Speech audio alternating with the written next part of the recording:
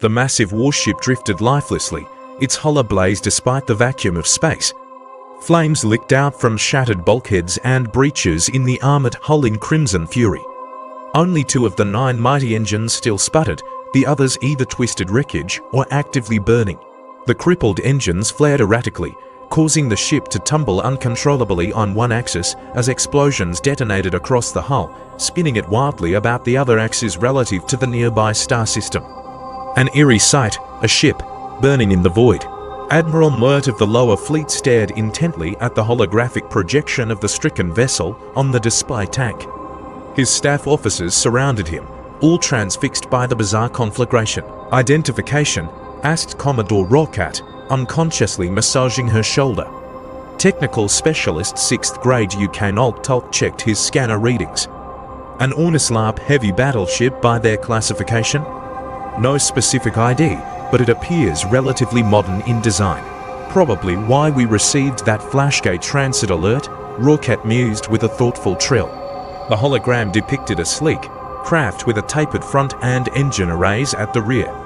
Though outwardly smooth and unblemished, gaping holes now riddled the armored hull, spilling forth fire and debris into the black. "No conclusive data yet, sir," responded Lieutenant M'Lert, the Navy intelligence specialist. "Whatever attack disabled their transponder codes. All Ornislap warships share the same general configuration, and this vessel's drive signatures don't match our records." As they watched, another engine bank exploded soundlessly, belching forth fresh flames. "Antimatter reactor breach," someone speculated. "Not in vacuum, the hull shouldn't be actively burning," M'Lert countered, studying the projections intently. "How is this even possible?"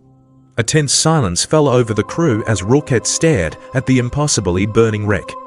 "Pull up the visual drone feed from when it first flashgated into the system," she finally ordered. After a few moments of just starfields on the auxiliary tank, a rectangular tear in space-time appeared, a flashgate aperture.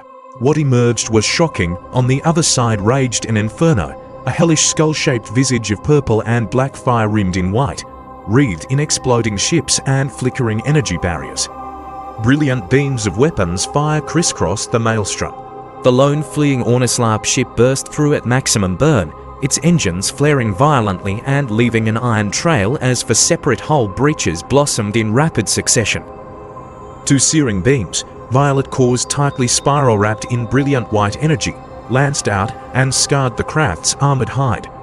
Instantly, the ship was consumed in voracious flames. Soundlessly it tumbled through the aperture as the gate winked out of existence behind it, another fiery explosion venting from its underside. "Got a transponder hit. It's the Imperial Ornislap might and glory vessel of His Undying Imperial Majesty's will and fury passed through his descendants' mailed fist of fate and glory," Lieutenant M'Lert announced. M'Lert released a grating chuckle, logged it officially as the Ornislap Imperial Fate and Fury. "Sensors are detecting some disturbing correlations, Admiral," Lieutenant Senzamo interrupted urgently.